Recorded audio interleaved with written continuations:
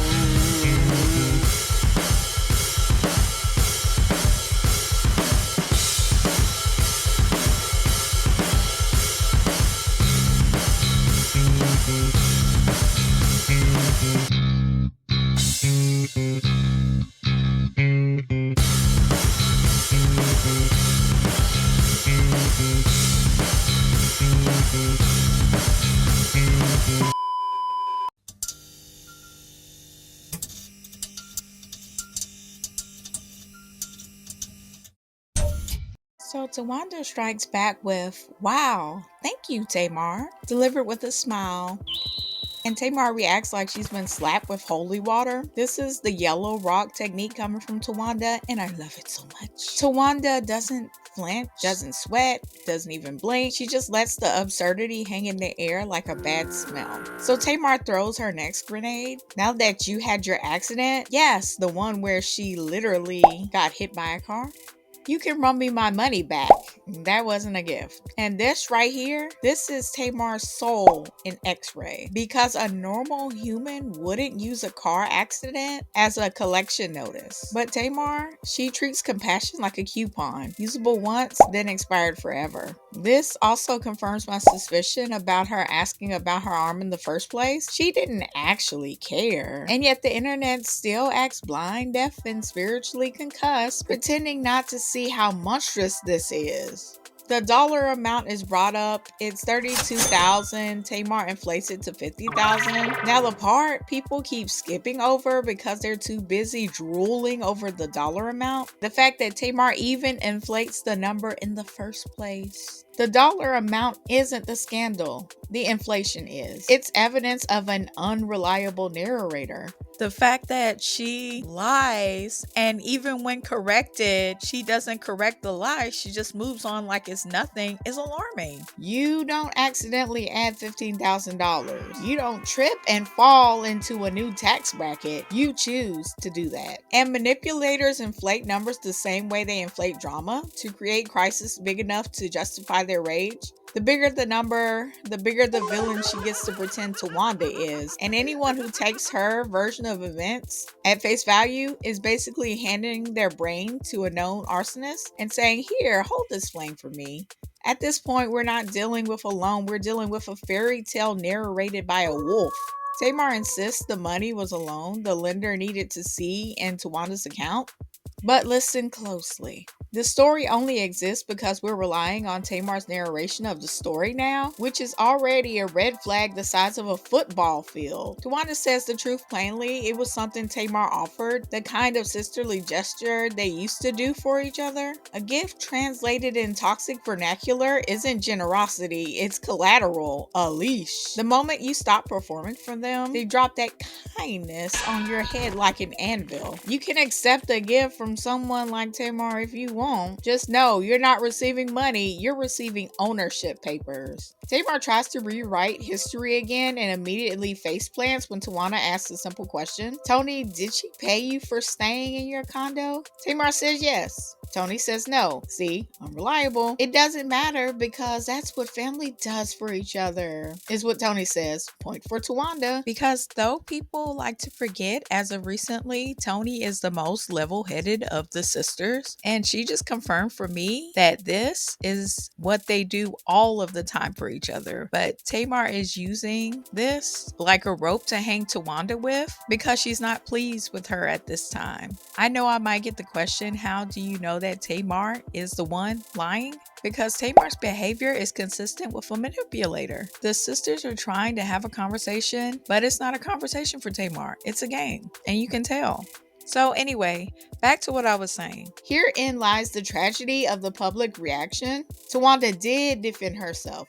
Multiple times, in fact, calmly. But narcissistic theatrics have trained the audience to think volume equals credibility. I mean, if it's not screamed, snarled, or punctuated with a table flip, they don't register it. And that's why Tamar gets away with this circus. She's loud enough to drown out logic, and the crowd mistakes the noise for truth. Now Tamar drags out her next grievance, the family plan Fantasia. She claims she was on Tawanda's phone plan, that Tawanda was using her credit card, that Tawanda was basically mooching off of her like some secret digital parasite for years. That's right, we go from a $50,000 life-altering loan to you were secretly on my family plan. Like a narcissistic bargain bin clearance sale, I swear. Tamar says, now tell me, signaling that this is her cue to prove herself, to make good.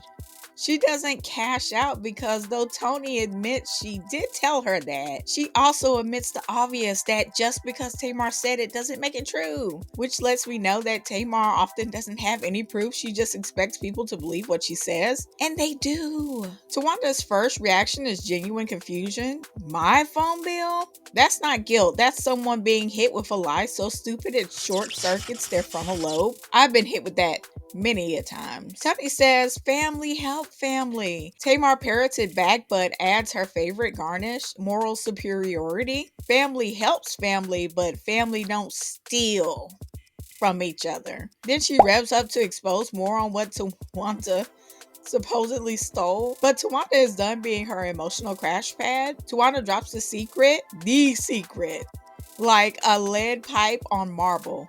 You still men? Tony's man. Everything stops. Not because it's unbelievable, but because it rings like a church bell in a silent room. Let's be clear. No one can actually steal a grown adult. He left the shelf on his own. But the phrase lands because Tamar weaponized morality first, and Tawanda handed it back without the safety latch. You can tell that Tamar didn't want that secret exposed, but she should be fine with it because family secrets suck. Don't they, Tamar?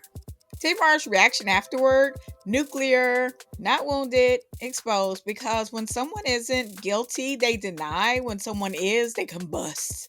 Tamar reacts like a vampire with a stake shoved up her butt, standing up, towering over everyone, and slamming a drink onto Tawanda while shrieking that Tawanda slept with the man. Classic narc maneuver. You expose their skeleton and they immediately throw the bones at you. It's deflection, psychological vomit. Tawanda says calmly, that never happened. But Tamar isn't operating in truth, she's operating in combustion. Usually I wouldn't believe things without solid proof, but Tamar is not acting like an innocent woman. She's acting like someone watching the evidence tray roll out into the courtroom. I want to point out something production tried to bury. When Tamar stood up to slap the drink, she stayed standing, towering over Tony, the sister with a heart stent, the sister with lupus. In an early promo, they showed this moment, but in the final cut, gone. Clipped out, scrubbed like a crime scene, because the producers have a narrative to push that Tamar's the victim, or else she'll probably threaten to leave the show, you know? And they knew how bad it would look. Tamar upright, looming, unhinged, like a malfunctioning animatronic in a haunted house, raging over a woman whose heart could literally malfunction under stress. Plug the deleted scene back in the puzzle and suddenly Tamar's mental health journey looks less like healing and more like an airbag failing to deploy in slow motion. Remove the puzzle piece and the entire scene shapeshifts. Suddenly Tony jumping up later looks aggressive. Suddenly Tawanda saying I don't argue with sick people, or Tony saying mental illness is real, gets twisted into forgive me Tony. Heartless. Editing is a scalpel and production used it to perform reputation surgery on Tamar. And here's the part that makes my blood run cold. Tamar spent an entire previous season sobbing about regretting her fractured relationship with Tracy right up into the small section of time before she passed. Yet here she is turning into a human defibrillator, pointed directly at Tony, a woman whose heart is already fighting a war. And the audience never fully seeing the real sequence of events. They're defending Tamar based on a version of the truth that's been laundered, which is exactly why I'm doing this breakdown, because the show may hide what actually happened, but I won't.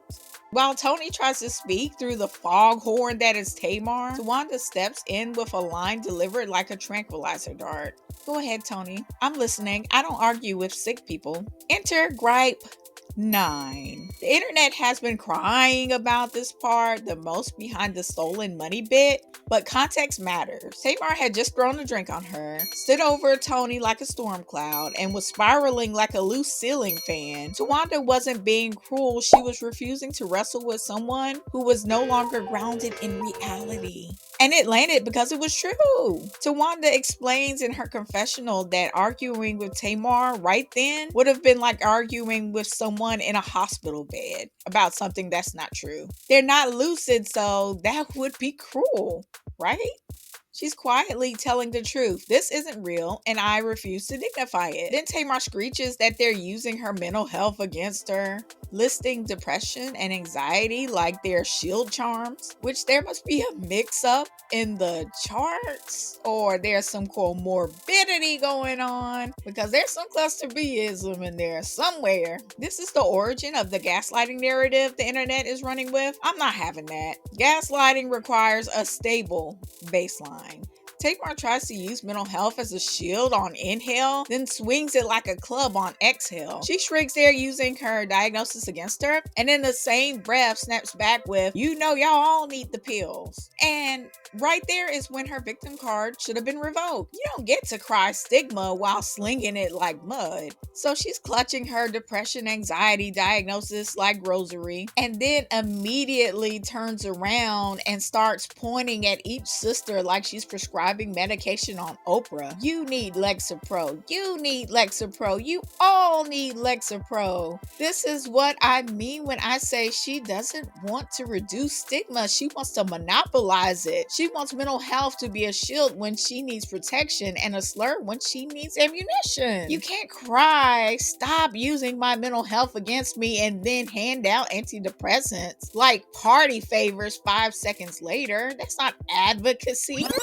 I know Tamar was reacting to her sisters hinting at her mental illness when she was pointing around the room, prescribing Lexapro to everyone. She said they all need the pills like a slur before Tony said mental illness is real. Then after that, she said, especially y'all, pointing at Tawanda and Trina, saying they really can't get it together. Especially, meaning that person needs it the most, which means more than the person saying it, who is Tamar, which implies Tamar is saying they are not only mentally ill, but more mentally ill than herself. So though the sisters were calling out Tamar's obviously mentally ill behavior, Tamar set a moral high ground that they will not make her feel ashamed for her mental illness while showing that she's ashamed of her mental illness and throwing it back at them like a slur. So I am merely highlighting the hypocrisy of her moral high ground.